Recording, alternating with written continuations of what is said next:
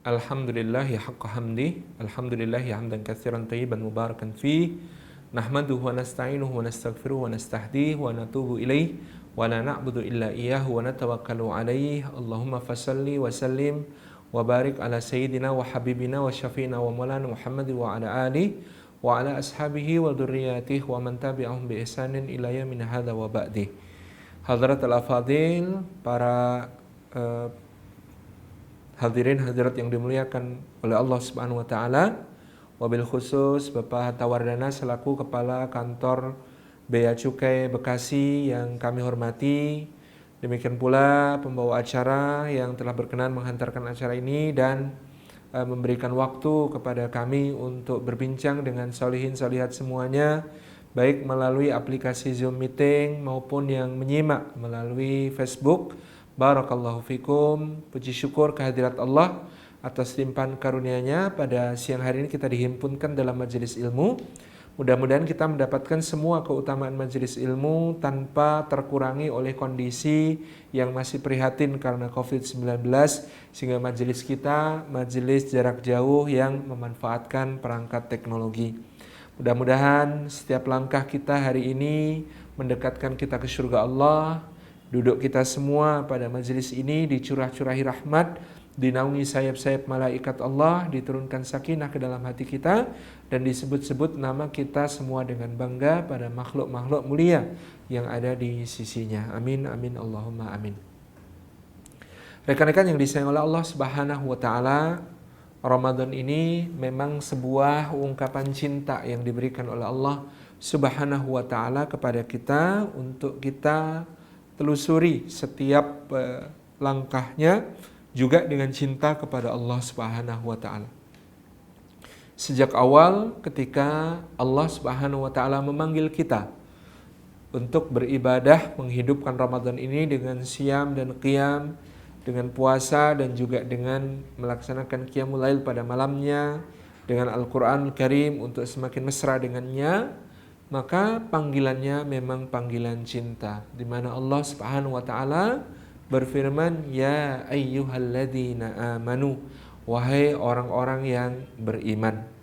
Ini adalah panggilan cinta yang sangat khusus dari Allah, menggunakan bentuk panggilan ya ayyuha yang menunjukkan kedekatan dan kemesraan, bukan sekedar ya, tetapi ada kata-kata ya ayyuha. Ini panggilan yang diberikan oleh Allah secara mesra. Kalau kita perhatikan dalam Quran, ada ya ayyuhalladzina amanu, ayyuhal mu'minun, ya ayyuhan nabi, gitu ya. Itu semua panggilan untuk yang dicintai, yang mesra dengan Allah. Kalau panggilan untuk orang-orang yang tidak diberikan kasih sayang cinta oleh Allah, maka biasanya hanya dengan ya saja. Ya ahlal kitab, ya Fir'aun, gitu ya, ya Haman dan lain sebagainya. Itu ya-nya ya biasa, tapi ini ya ayyuha, menunjukkan kemesraan yang dekat, yang akrab antara Allah Subhanahu wa taala dengan hambanya.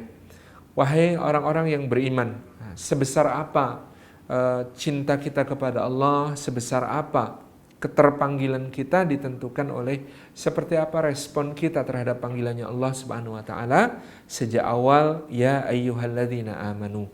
Saya pernah menceritakan ada keadaan di mana suatu hari saya berada di Bandara Soekarno-Hatta pada pagi-pagi buta, gitu ya. Malamnya ada kegiatan sampai malam, kemudian pagi-pagi buta saya akan berangkat menuju ke Banjarmasin, Kalimantan Selatan dengan penerbangan pertama. Kondisinya terkantuk-kantuk, ketika kemudian saya terkantuk-kantuk di gate yang sudah ditentukan, tiba-tiba terdengar panggilan para penumpang pesawat GA200 tujuan Yogyakarta, diharapkan segera naik menuju pesawat melalui pintu nomor sekian. Ternyata itu pintunya bukan tempat yang saya duduk di situ, maka saya bergegas berlari menuju gate yang dimaksud. Lalu kepada petugas boarding saya menunjukkan boarding pass. Petugasnya heran, loh Bapak mau kemana? Oh, baru setelah itu saya ngeh bahwa saya mau ke Banjarmasin, bukan ke Jogja.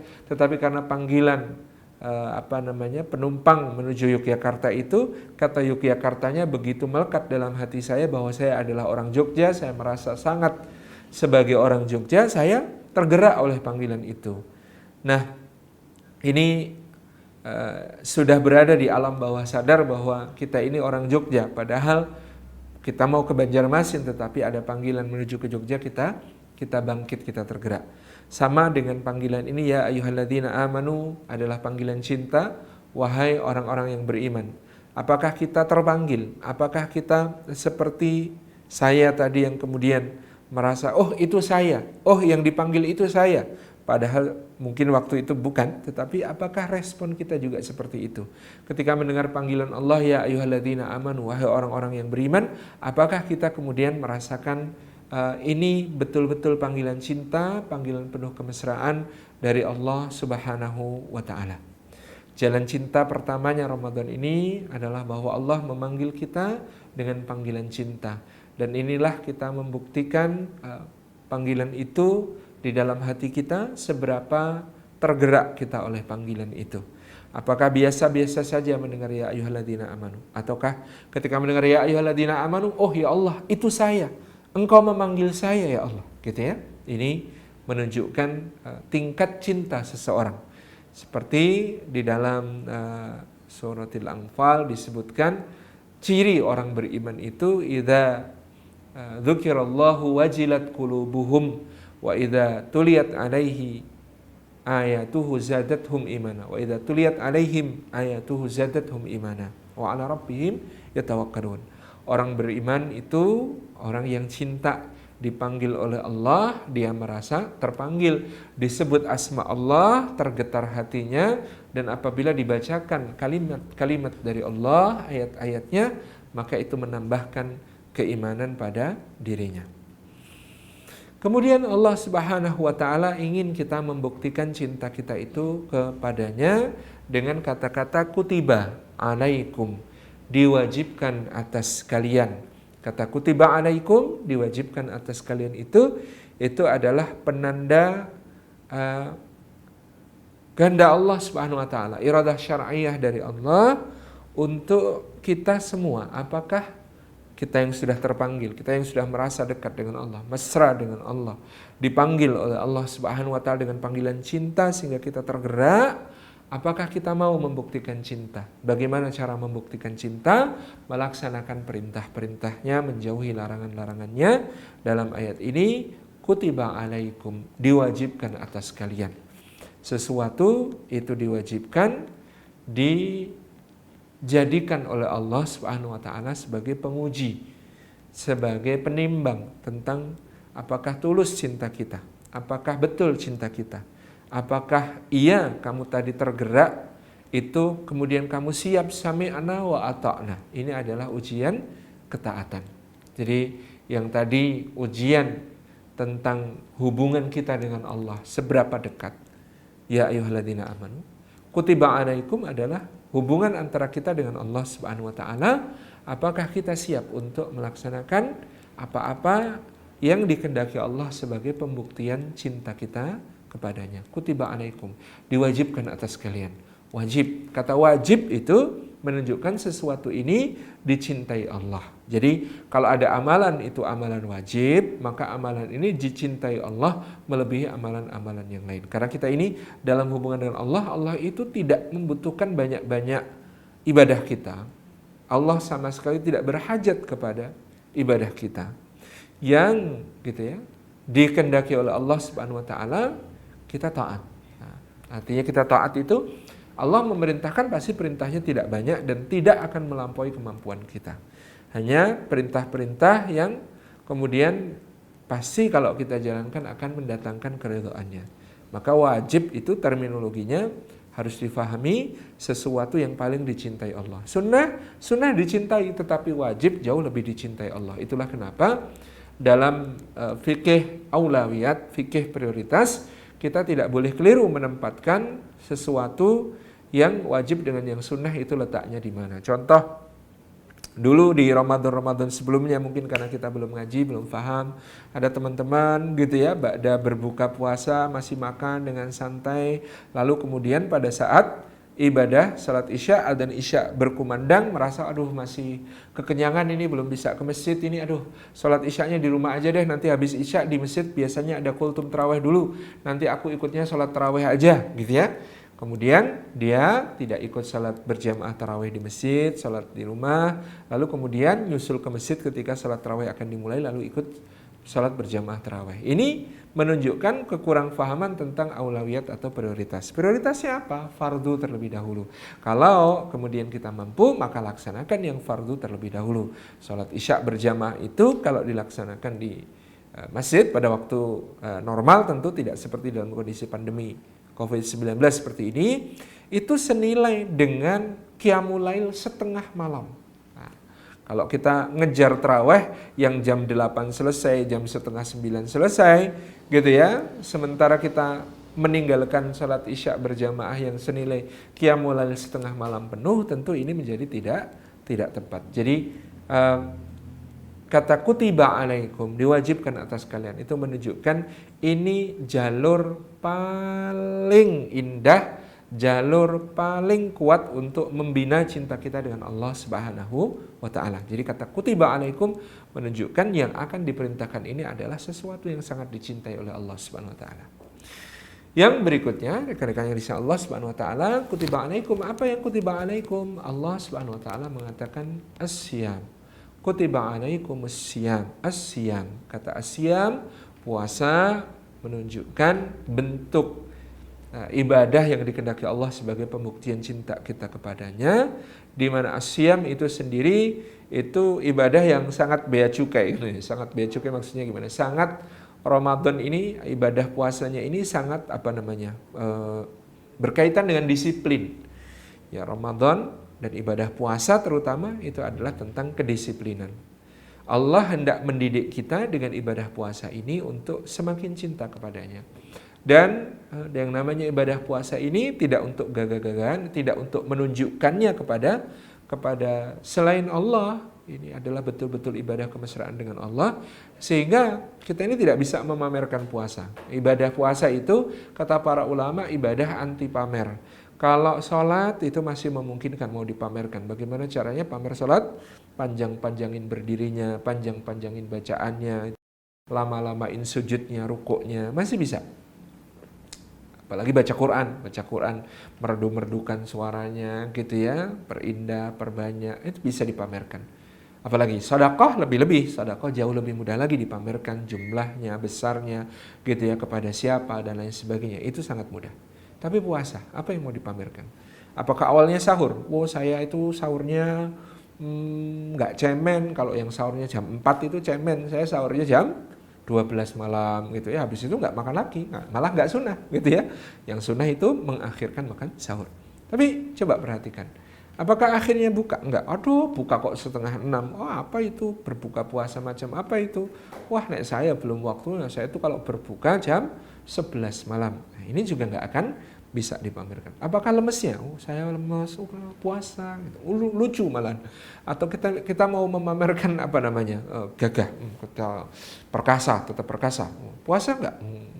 Malah diragukan dan lain sebagainya. Jadi ibadah puasa ini ibadah kedisiplinan sekaligus ibadah kemesraan dengan Allah Subhanahu wa taala. Di mana kedisiplinannya? Kita diatur sedemikian rupa.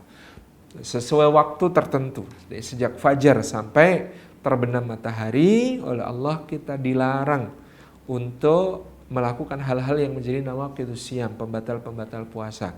Kita tidak makan, kita tidak minum, kita tidak berjima, tidak berhubungan seksual, dan segala pembatal yang lain, termasuk bagaimana puasa itu, kata Imam Ali Zainul Abidin bin Husain bin Ali bin Abi Thalib, dia hijab yang diletakkan Allah di perut, diletakkan Allah di mulut, diletakkan Allah di mata, diletakkan Allah di tangan, diletakkan Allah di kaki, di telinga.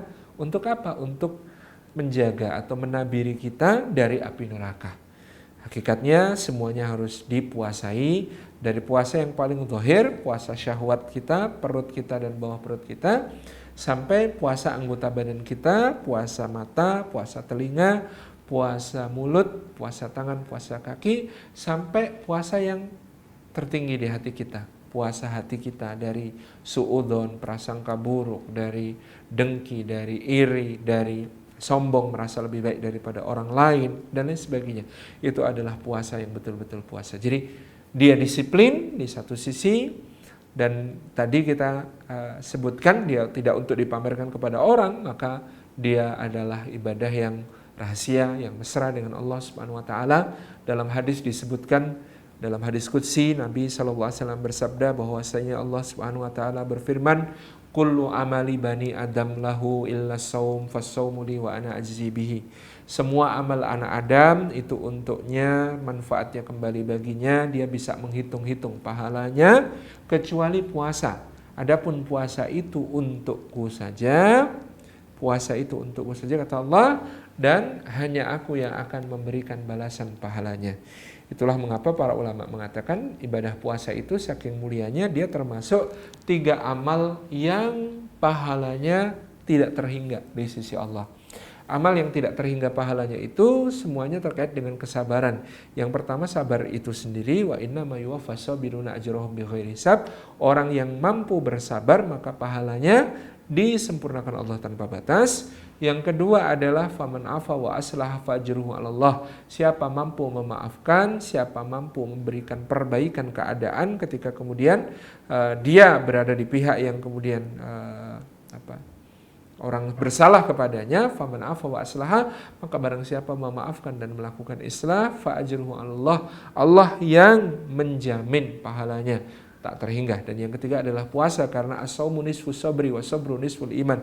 Puasa itu setengah dari sabar, sabar itu setengah dari keimanan, sehingga kemudian pahalanya sabar dan pahalanya puasa juga sama, yaitu pahala tidak terhingga dalam jaminannya Allah Subhanahu wa taala.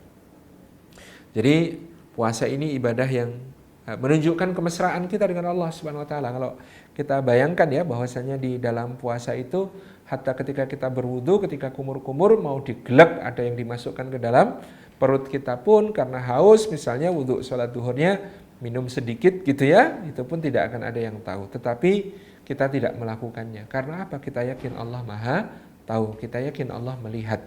Nah, perasaan seperti inilah yang diharapkan oleh Allah Subhanahu wa taala dibawa ke setiap aktivitas kehidupan kita, agar Allah melihat kita, menatap kita gitu ya, menyeksamai kita, mencatat amal perbuatan kita, kesemuanya di setiap langkah kita. Bukan cuma dalam keadaan puasa kita, tetapi juga ketika kita berhadapan dengan klien, ketika kemudian ada yang mencoba menyuap, ketika kemudian ada yang mencoba mengakali aturan, ketika kemudian ada yang memberikan benefit, manfaat-manfaat kepada kita. Ketika perasaan puasa itu, puasa kemesraan dengan Allah, cinta dengan Allah gitu ya, hormat kepada Allah, malu kepada Allah, dibawa ke setiap aktivitas kita, termasuk aktivitas kita di kantor, di rumah, di jalan, di setiap keadaan.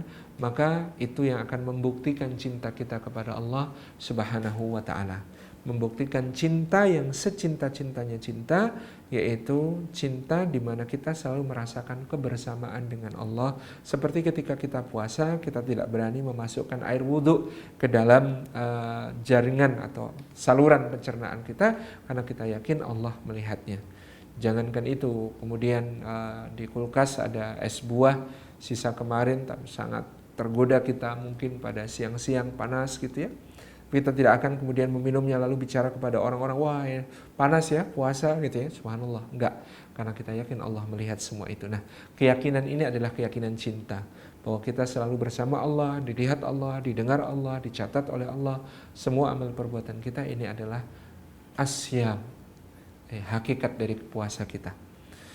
Kama kutiba 'alal ladzina min qablikum. Ini adalah jalan cinta kita juga, di mana Allah mengatakan kama kutiba 'alal ladzina min qablikum, seperti diwajibkan atas orang-orang sebelum kalian. Makna seperti diwajibkan atas orang-orang sebelum kalian berarti puasa ini adalah ibadah ibrah. ibadah untuk kita mengambil pelajaran dari orang-orang terdahulu. Ada Bani Israel, ada umat-umatnya Nabi yang lain terdahulu, yang sebagian besar mereka gagal mengemban amanah, gagal mengemban cintanya Allah. Mereka melakukan pelanggaran-pelanggaran seperti yang dilakukan oleh Bani Israel, di mana ibadah mereka tidak mencegah mereka dari melakukan berbagai dosa kepada Allah dan kepada para Rasul. Mereka mengubah-ubah kitab Taurat, mereka membunuh para nabi-nabi yang diutus Allah kepada mereka, dan mereka melakukan pelanggaran-pelanggaran sampai mereka mengubah-ubah aturan supaya mereka mensahkan, menjustifikasi hal-hal yang merusak yang mereka perbuat di kehidupan mereka. Ini adalah bulan ibrah. Seorang pencinta sejati, dia orang yang mampu mengambil ibrah, mengambil pelajaran dari para pencinta sebelumnya, baik yang berhasil maupun yang gagal. Al-Quran memberikan bentangan kisah kepada kita tentang siratal ladzina an'amta alaihim, orang-orang yang diberi nikmat oleh Allah. Merekalah para pencinta yang berhasil. Mereka adalah Adam, Idris, Nuh, Hud, Salih, Ibrahim, Lut, Ismail, Ishak, Yakub, Yusuf, Ayub, Syuaib, Musa, Harun, Dzulkifli, Daud, Sulaiman, Ilyas, Yunus, Zakaria, Yahya, Isa sampai Muhammad alaihi wassalatu wassalam, dan orang-orang yang beserta mereka.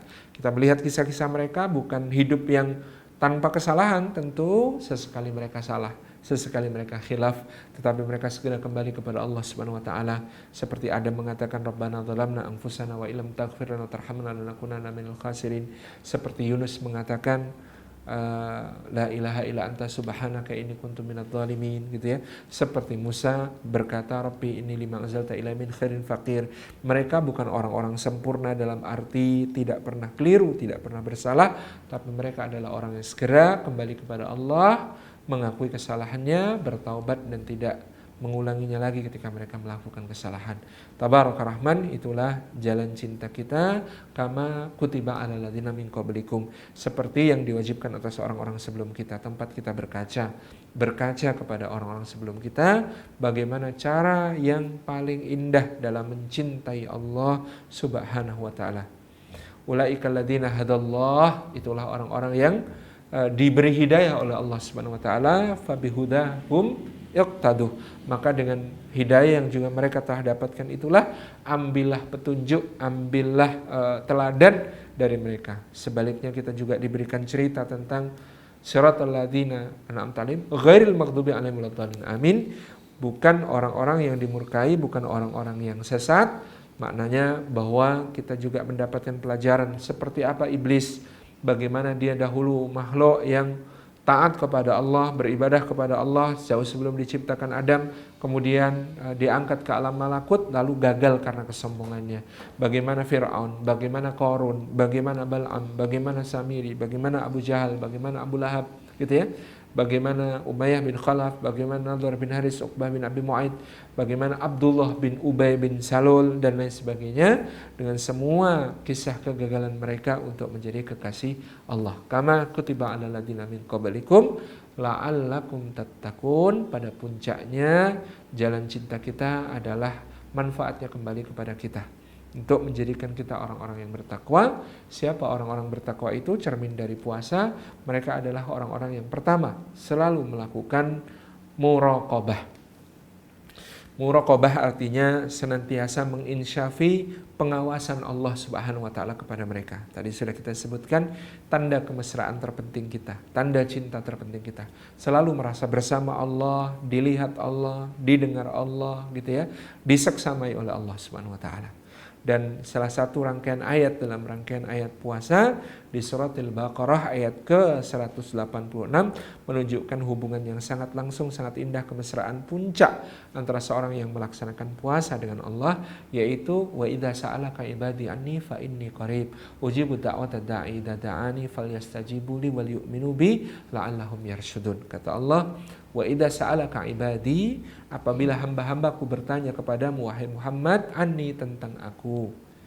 Kalau ada syarat, ada jawab dalam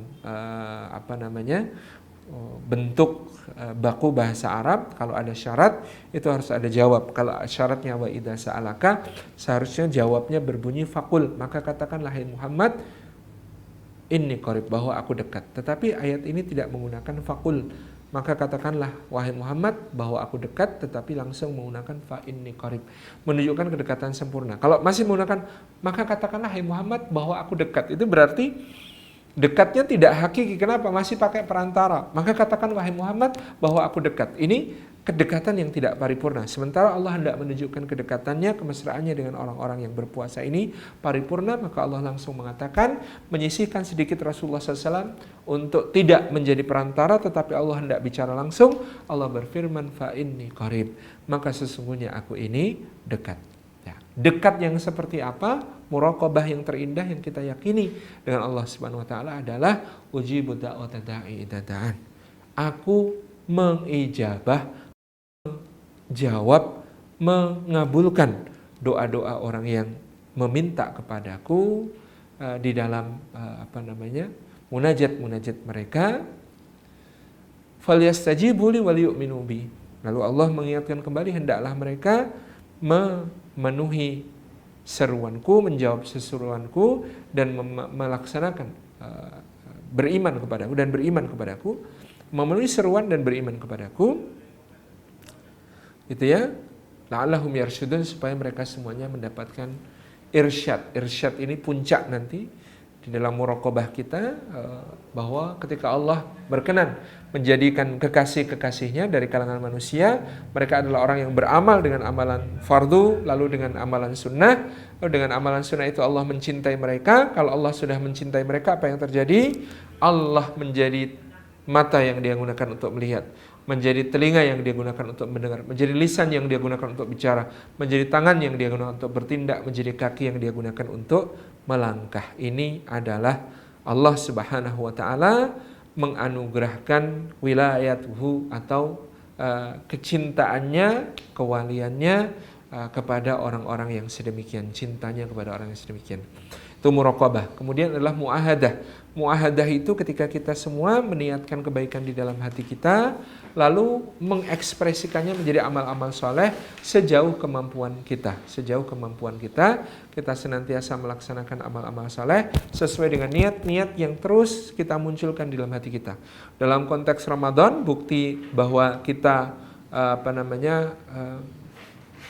melakukan muahadah adalah kita bikin planning. Dalam bulan Ramadan ini apa program amal soleh yang ingin kita lakukan? Apakah kita ingin sholat berjamaah 5 waktu? Kita ingin membaca Al-Quran paling tidak 5 halaman sesudah setiap sholat gitu ya. Kita ingin berinfak paling tidak setiap hari sekian. Kita ingin qiyamul lail Ramadan sepekan minimal 5 kali gitu ya. Kita ingin bersedekah kesekian, panti asuhan dan lain sebagainya. Ini adalah planning yang kita isi ke dalam hati kita, niat-niat baik untuk kita laksanakan selama bulan Ramadan. Itu adalah tanda muahadah. Yang ketiga, muhasabah. Orang yang cinta di jalan cinta Ramadan ini, dia bertakwa, takwanya diwujudkan dalam bentuk senantiasa menghisap dirinya, evaluasi, introspeksi, memperhatikan apa yang sudah dia persiapkan sebagai bekal untuk hari akhiratnya. Bagaimana amal-amalnya, itu dia mutabaah, dia evaluasi. Bagaimana dosa-dosanya, itu juga dia mutabaah, dia evaluasi untuk dihaturkan kepada Allah supaya Allah ampuni dosa-dosanya dan Allah terima amal-amal solehnya. Yang berikutnya adalah mujahadah atau perjuangan untuk mengikhlaskan niat sekaligus mengistiqomahkan amal. Amalnya diistiqomahkan. Mungkin program Ramadan kita juga untuk menghilangkan satu sifat negatif dalam diri kita. Mungkin kita pemarah, Ramadan ini berjanji 1 bulan penuh jangan sampai marah. Insya Allah lulus keluar dari bulan Ramadan menjadi orang yang penyabar. Kalau kita kemudian punya sifat masih suka menggunjing, ghibah, ngomongin aib orang, Ramadan ini stop selama sebulan, jangan sampai melanggar. Kalau melanggar didenda dengan infak sekian misalnya gitu ya. Itu kita lakukan selama bulan Ramadan, jangan sampai menggunjing orang. Maka lulus Ramadan 30 hari insya Allah kita akan mempertahankan predikat itu, orang yang tidak bergunjing, orang yang tidak berghibah sampai akhir gitu. Atau yang kita merasa masih pernah berbohong, oke, Ramadan ini saatnya untuk tidak berbohong, saatnya untuk melatih kejujuran kita gitu ya, sampai nanti akhir mudah-mudahan kita lulus menjadi seorang yang jujur. Demikian seterusnya. Inilah wasiat cinta Ramadan, jalan cintanya Ramadan bagi kita semuanya di saat ini, dari